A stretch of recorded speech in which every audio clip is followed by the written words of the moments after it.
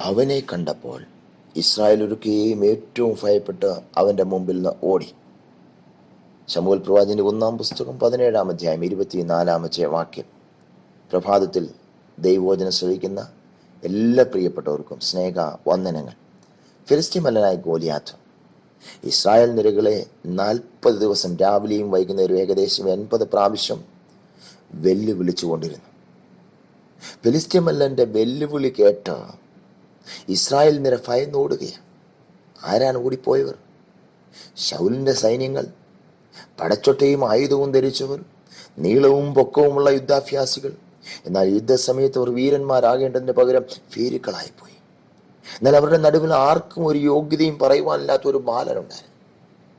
അവനും ഫിലിസ്തീനെ കണ്ടു, അവന്റെ വാക്ക് കേട്ടു. എന്നാൽ അവൻ പുറകോട്ട് ഓടിയില്ല. എന്താണ് കാരണം? ഫിലിസ്ത്യ മല്ലനേക്കാൾ വലിയവനായ സർവശക്തനായ ദൈവത്തെ ദാവീദ് കണ്ടു. അതുകൊണ്ടാണ് ദാവീദ് വിശ്വാസാൽ പറഞ്ഞത്, ശമൂവേൽ പ്രവാചകന്റെ 1-ാം പുസ്തകം 17-ാം അധ്യായം 32-ാമത്തെ വാക്യം, ഇവന്റെ നിമിത്തം ആരും അധൈര്യപ്പെടേണ്ട, അടിയൻ ചെന്ന് ഈ ഫിലിസ്തീനോട് അംഗം പൊരുതുമെന്ന് വിശ്വാസാൽ ദാവീദിന് പറയുവാൻ കഴിഞ്ഞത്. ശൗലിന്റെ പടജനം ഗോലിയാത്തിന്റെ നീളവും വണ്ണവും നിമിത്തം ഭയന്നോടിയെങ്കിൽ സ്വർഗത്താലും സ്വർഗാദി സ്വർഗത്തിലും ഉന്നതനായിരിക്കുന്ന ദൈവത്തെ കണ്ട ദാവീദ് ചഞ്ചലപ്പെടാതെ ഉറച്ചു നിന്നതായിട്ട് നമുക്ക് അവിടെ കാണുവാൻ സാധിക്കും. ലോകപ്രകാരം നോക്കിയാൽ ദാവീദ് യുദ്ധക്കളത്തിൽ നിൽക്കുവാൻ യോഗ്യനല്ല. എന്നാൽ സ്വർഗത്തിലെ ദൈവം ദാവീദിനെ പ്രാപ്തനായി കണ്ടിരുന്നു. നമ്മുടെ പ്രാപ്തി ദൈവത്തിന്റെ ദാനമാണ്.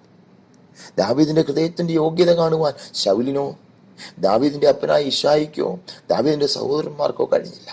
എന്നാൽ സകല ഹൃദയത്തെയും അറിയുന്ന ദൈവത്തിന് അത് കഴിഞ്ഞു. ദാവീദ് ശൗലിനേക്കാൾ വിശ്വാസത്തിൽ ഉന്നതനായിരുന്നു.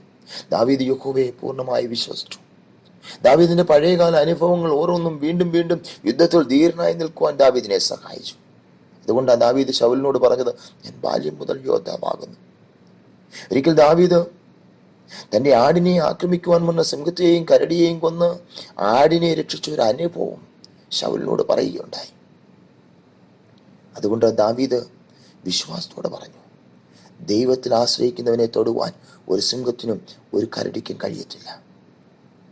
പ്രിയരെ, ഒടുവിൽ ആ ഫിലിസ്ത്യ മല്ലനായ ഗോലിയാത്തിനെയും ദാവീദ് കൊന്നു.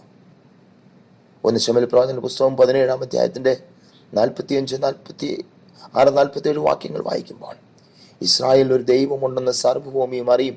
യഹോവ വാൾ കൊണ്ടും കുന്തം കൊണ്ടുമല്ല രക്ഷിക്കുന്നത്. യുദ്ധം യഹോവയ്ക്കുള്ളതാണ്.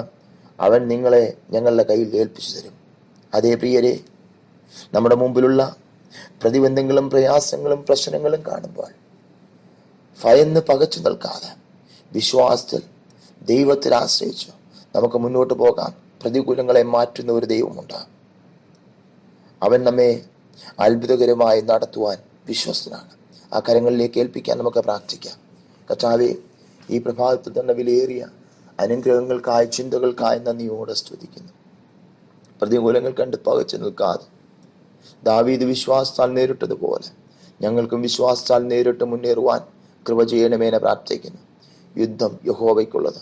അവൻ വിജയം തരുമെന്ന് ദാവീദിന് ഉറപ്പുണ്ടായിരുന്നു. അതേ ഉറപ്പോടുകൂടെ ഓരോ പ്രഭാതത്തിലും ഞങ്ങൾക്ക് മുന്നോട്ട് പോകുവാൻ കൃപ തരണമെന്ന് പ്രാർത്ഥിക്കുന്നു. ഓരോ ദിവസവും ഞങ്ങൾ എന്തെല്ലാം പ്രതിബന്ധങ്ങളെ അഭിമുഖീകരിക്കേണ്ടി വരുമെന്ന് ഞങ്ങളുടെ കർത്താവിന് നന്നായിട്ട് അറിയാൻ നന്ദിയോടെ സ്തോത്രം. അതിൽ നിന്നൊക്കെ ഞങ്ങളെ വിടുവിച്ച് ഞങ്ങളെ വഴി നടത്തിയാട്ട്. വചനം കേട്ട് എല്ലാവരെയും ബലപ്പെടുത്തിയാട്ട്. ആരെങ്കിലും വേദനയോലോ പ്രയാസമോ ഈ വചനം കേട്ടിട്ടുണ്ടെങ്കിൽ ഇന്ന് അവർക്ക് വേണ്ടി ഇറങ്ങി അവർക്ക് വേണ്ടി അത്ഭുതം ചെയ്യണമെന്ന് പ്രാർത്ഥിക്കുന്നു.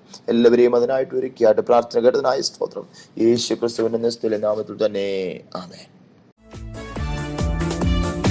ആരുമില്ലാതെ ഏകനാകുമ്പോൾ കൂടെയുണ്ടെന്നരുളിയവൻ, ആരുമില്ലാതെ ഏകനാകുമ്പോൾ കൂടെയുണ്ടെന്നരുളിയവൻ, എന്നെ നടത്തുന്നവൻ, എന്നുമെന്നും കൂടെയുള്ളവൻ, എന്നെ നടത്തുന്നവൻ, എന്നുമെന്നും കൂടെയുള്ളവൻ.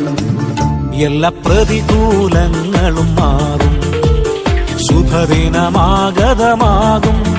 എല്ലാ പ്രതികൂലങ്ങളും മാറും, ശുഭദിനമാഗതമാകും.